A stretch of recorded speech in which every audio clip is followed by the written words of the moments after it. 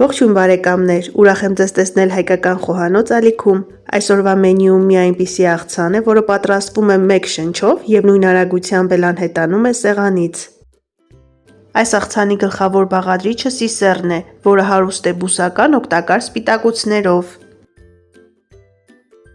Եթե հատիկեղենը և սունկը վերցնենք մարինացված վիճակում, աղցանը պատրաստվում է հաշված րոպեների ընթացքում։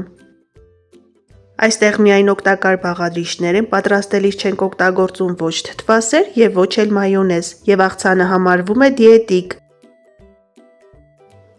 Մեկ բաժակ սիսեռը ես նախապես թռչել եմ, այնուհետև եփել եմ թույլ աղաջրի մեջ, մինչև պատրաստ լինելը։ Կարելի է միանգամից վերցնել պահածոյացված սիսեռ։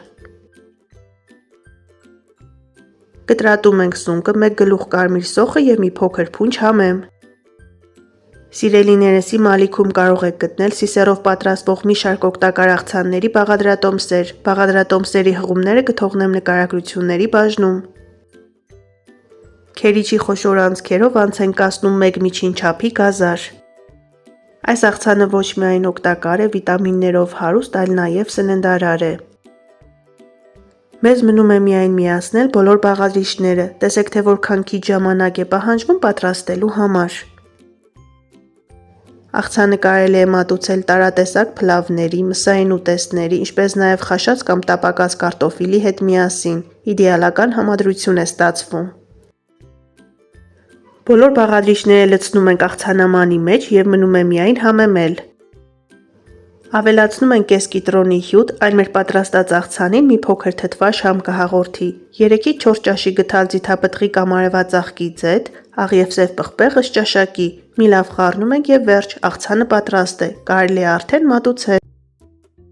Կիտրոնի հյութի փոխարեն կարելի է ավելացնել մինչև 9%-անոց խնձորի քացախ։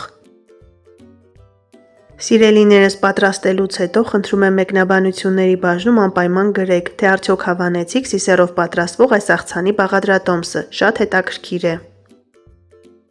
Մի լավ խառնում ենք, որպեսզի համերը միախառնվեն, մատուցում ենք և անուշ ենք անում։ Բարի ախորժակ։ Դե ինչ բարեկամներ, այսօր էլ օգտակար, վիտամիններով հարուստ, դիետիկ, սննդարար, նման հրաշալի աղցանի բաղադրատոմս։ Դուք էլ փորձեք պատրաստել այս տարբերակով, սնվեք առողջ և եղեք օրհնված։ Ցտեսություն, կհանդիպենք հաջորդ տեսանյութերում։